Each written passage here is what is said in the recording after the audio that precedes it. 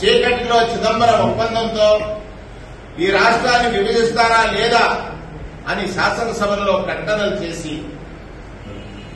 ప్రజలందరూ అర్థం చేసుకోవాలి. చంద్రబాబు నాయుడు గారు విజనరీ అని ఒక మాట అంటున్నాడు.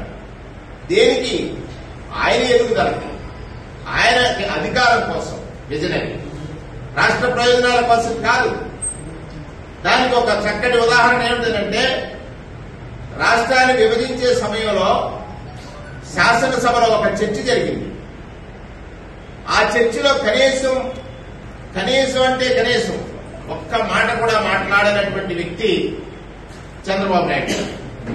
రాష్ట్రాన్ని విభజించమని డిమాండ్ చేసి రాష్ట్ర ప్రయోజనాల గురించి కనీసం పల్లెత్తి మాట్లాడనటువంటి వ్యక్తి చంద్రబాబు నాయుడు గారు. 2014లో నాకు అనుభవం ఉంది.